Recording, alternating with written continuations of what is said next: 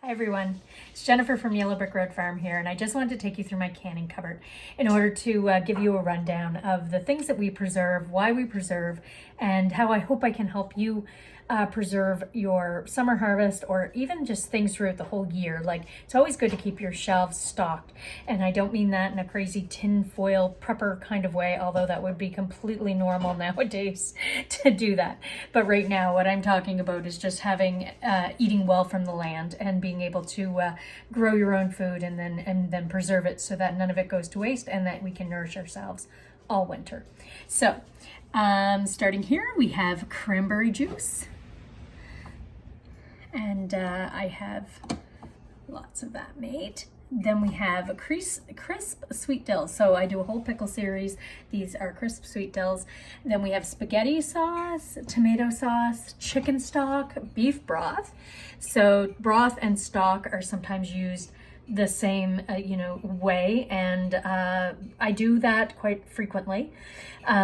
Interchange those two titles. One is cooked a lot longer than the other. Salsa, okay, and that's just normal picante salsa, and you can find the recipe for that on our website, www.yellowbrickroadfarm.ca. Then you have crushed tomatoes, which actually are so versatile. I love having those on the shelf, as well as tomato sauce. Then we have a zucchini salsa here, so that's also on the website as well. We have chow chow, which is a kind of pickle around here that we eat a lot with fish. We have applesauce, and two kinds of applesauce from two different kinds of apples. We have deli dills, and they're like what we call a Big Mac pickle. And we eat those on sandwiches a lot. They're a nice sour pickle, and they go really well with sandwiches and submarine sandwiches and things like that. Mustard pickles, bread and butter pickles, zucchini relish, which pairs really well with seafood as well. We have raspberry jam, so this goes into my fruits and jams. Rhubarb, stewed rhubarb in jars, and that we mix with yogurt, used for desserts, things like that, spoon over ice cream. Peach butter, I'm gonna get hungry doing this. Peach butter and peach jam, so I do two different kinds. One is really thick and, like the title suggests, more like a butter. Apple butter. And then we have crab apple jelly, so two different kinds there. One we strain the juice from the fruit and make a jelly, and one we use the pulp from the fruit and make a butter. We have blueberry jam, we have ginger pear jam, and then we have strawberry rhubarb jam. So all my jams, all my jellies. And then we come down to the third shelf, and you're gonna hear a big thump as I hit the floor here. I'm not gonna fall, I promise. I'm just gonna step down off the stool. I'm very short. So right over here, starting here, we have orange yellow plum jam. So I was gifted some yellow plums this year, and mixed it with oranges and made a lovely jam out of that. We have, oops, there we go, sorry. Lots and lots of green bean and yellow bean medley canned up, and those have been pressure canned. So with low acid foods, of course, it's important to use your pressure canner and use it safely. So we have tallow, which I've rendered, and we'll use that in soap making and some frying and things like that. We have lard as well, rendered lard that's on the shelf. We have bean salad, and then I have just plain beans, again, yellow beans that have been pressure canned. We have pickled golden beets and pickled beets. Now, pickled golden beets, my father always looks at them and says, "Why do you have to mess with things?" So even though we love golden beets just naturally, from the garden, I always like to sort of, use every little bit of my produce, and we really love pickled beets. So of course, but my father likes the purple ones much better than he likes the golden ones. So anyway, so I do mess with them. I promise you they taste like amazing, just like the pickled purple ones, however. Then we have just plain beets that have been pressure canned, hot packed and pressure canned. Cucumber relish, salsa verde, which is like a green salsa, and we use that for chicken and things like that, as a condiment. Cucumber relish, of course, we use that in place of a normal relish, especially when making like sauces and anywhere you would use a relish in particular. Cranberry sauce, beet relish, which is our favorite pickle here. It is sort of like a chutney, a beet chutney. It's delicious. Pressure canned corn, and I do quite a bit of this. We preserve about 20 dozen ears of corn, either through pressure canning or freezing. Sorry, that was an extreme close-up of me. And we have red pepper jelly, which I do quite a bit of canning of red pepper jelly to give as gifts for Christmas and whatnot. And when we're entertaining, it makes a lovely appetizer over cream cheese with crackers. As well, I mix it with mayo to make a sandwich spread. We have pears. So right now we have lots of canned pears, lots of pear sauce, lots of peaches. So it gives us a good taste of summer during the winter months, and allows us to eat like, like fruit that is, we know we had our hands on ourselves. So it's lovely. We have pressure canned carrots down here, lots of those. I have lots of pressure canned carrots to get us through the winter. Now we get into my dried goods, and you will see all of the dried goods. So basically, we have dried borage here for tea. We have borage tincture, which was borage flowers mixed with, oops, I just spilled some. Borage tincture mixed with sort of vodka. Gosh, what am I trying to say? Vodka. With borage flowers, and then it's steeped and used for about a month, and then the borage flowers are strained out, and what's left is a tincture for wounds and things like that. So actually I have a splinter in my thumb, so I had dabbed that on the other day, and I'm going to use what I just spilled to put it on the other splinter spot. Anyway, oh dear, no, officer, I have not been drinking. I swear to God, it's just tincture. We have sun-dried tomatoes, which we use on in pastas and in soups and casseroles. And we also, I have some dried cherry tomatoes as well. We also use those on pizzas. We have dried pears, dried mangoes, dried cranberries, dried strawberries, dried apricots, dried peaches. We have dried mushrooms. I like to do up a lot of dried mushrooms, dehydrated mushrooms, to throw into chilies and soups and things like that. Dried apple chips. And I do those two ways. I do just plain dried apple chips, and then I do also tossed with cinnamon and sugar. We have dried garlic scapes. We have taco seasoning, barbecue seasoning. I make all my own seasonings. Those are up on the blog, on the recipes, under the recipe sections. You can find those there. We also have dried chilies. So make a really nice infused chili, and use the pepper flakes from inside to season dishes. We have tomato powder. Now this is just tomato skins dehydrated and used to make tomato paste. So these actually, I dehydrate them in the summer and then store them in a jar all winter. And then it is 2 tablespoons to 1 tablespoon of water. And that is your ratio for reconstituting the tomato skins into to make tomato paste. It's a great way to use all of your tomato. We have mints. I have all the dried mints, so a ton. This is sort of my tea section here. Lemon verbena.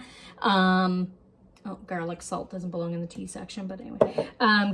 Mint, spearmint, peppermint, chocolate mint, strawberry mint. We have all of those mints for the tea section. We also have green onions. I have oregano, basil, thyme, dill, tarragon, an enormous amount of tarragon. Don't know where I was going with that this year. Tarragon, we have basil, oregano, sage, as well. So those are all things that we grow here, and then I preserve up. So that is a little bit about what's downstairs. So this is about, I don't know, about a quarter of my stash or so, I'm going to take you upstairs and show you the never seen before racks of preserved goods that I keep. That is a second area for storage. So join me there. Another question I get a lot is, I'm scared to pressure can, or I don't know where to start. I grew up with it, so that is like a horrible thing for me to try to answer to alleviate fears with people, because I'm sort of fearless about it. So but I understand where that comes from, because we've all seen those pictures of the lids of the pressure cookers exploded into the ceiling, or we've all heard a story, right? And myself, I've never had the lid blow off my pressure cooker, so I can only speak for myself. Good experiences here. But I have had like jars break, in the canner, because they've had a small crack in them and I haven't noticed that. And I've ended up having to restart, reprocess everything all again, so I just think that is the confidence to can comes with time and practice. So the more that you start with jams and jellies and salsas and things like that, you will build your confidence, and then you will eventually feel stronger to try new things.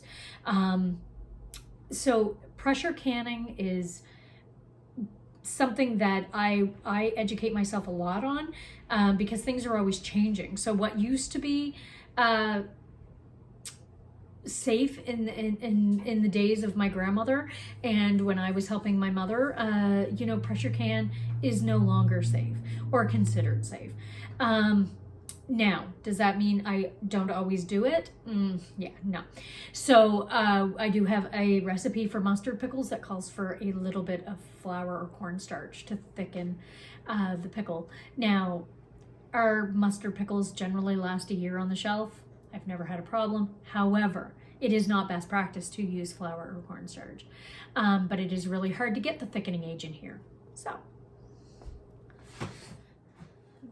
So all this is to say that I hope that you're going to, if you do have any trepidation, that you join me for the online canning course that I'm going to be offering near the end of January. I'm waiting on my new cooktop now because I can't film any videos of canning without them. It would take forever on the wood stove, and I don't think that'd be very relevant. I don't think many of us are canning on a wood stove nowadays. Yeah, but I'll probably get messages about people who are. That's fine, that's fine. I'm just letting you know that that is something that I'm working towards, because I'm no expert by any stretch, but I do understand from a learner perspective and a teacher perspective that, and from having conversations with you all throughout the years, I do understand your concerns and where you're coming from with this.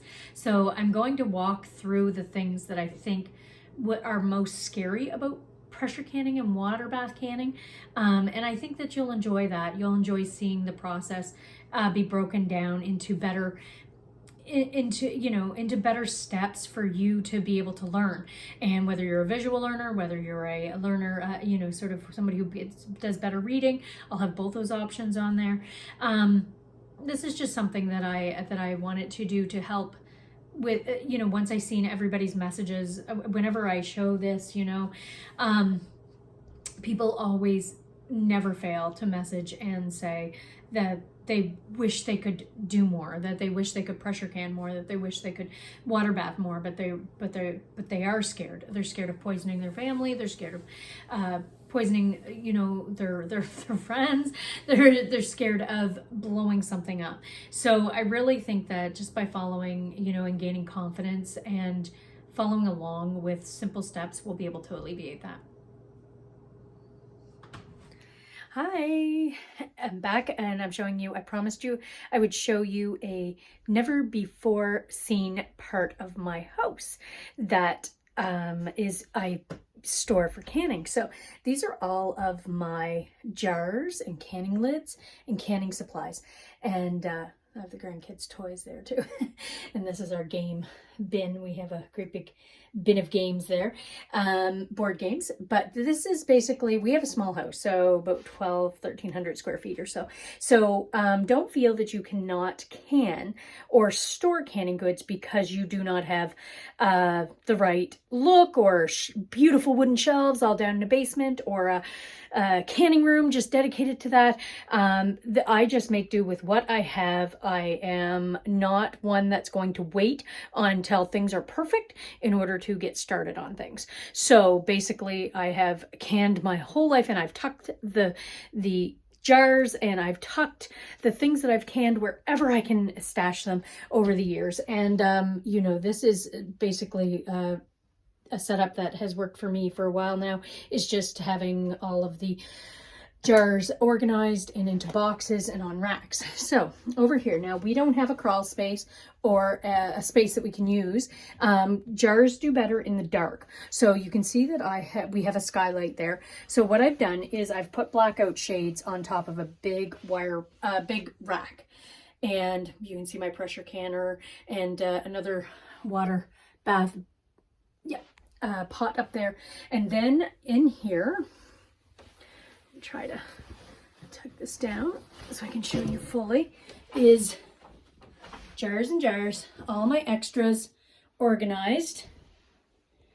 Okay, this is all of my extra stash, all of my extra stock, all of my extra soups, vegetables, pickles, cranberry juice, everything. All the extra is all on shelves the whole way up. And what I have done, that's all organized, what I have done is put blackout shades there in order to keep this skylight from you know, sort of letting excess sun into my jar. So you can see it actually gets quite dark in here, and this is what we do in order to keep everything, you know, sort of from having that light exposure that you don't want it to, and to kind of keep, we always keep our house cool anyway. We're not ones that like it really warm.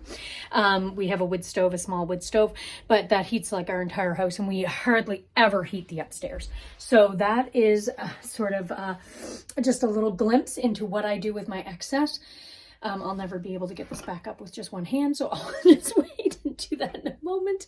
But this is, you know, just sort of your encouragement that do not worry if things are not perfect, or you don't know where, you know, you don't have like a canning room or a root cellar or a, you know, cellar that you can store everything in. I literally have stored jars, boxes of jars under my bed before. It's not ideal, but you know, I've tucked these jars will slide nicely under a master bedroom, under a master bed, and you know, that's where I've had to store things over the years when the kids had more toys and we had more kids living at home. I mean, we're down to 2 now that live at home. We have 2 that live outside and, you know, in their own homes. And that's just sort of what we did. So I just want to encourage you not to get caught up on too many details of, you know, but where am I going to put this or where am I going to put that? You will find the room. And it's more important to me that I have food stored away, that we have what we can eat, so that this will last us all winter and into the summer before our next harvest. It's more important to me that we have these stores put away than it is that my house looks a certain way, or that white farmhouse look, which is a myth, by the way. That is what you know, I never want to give that illusion that things have to be perfect. You just have to begin. Take care.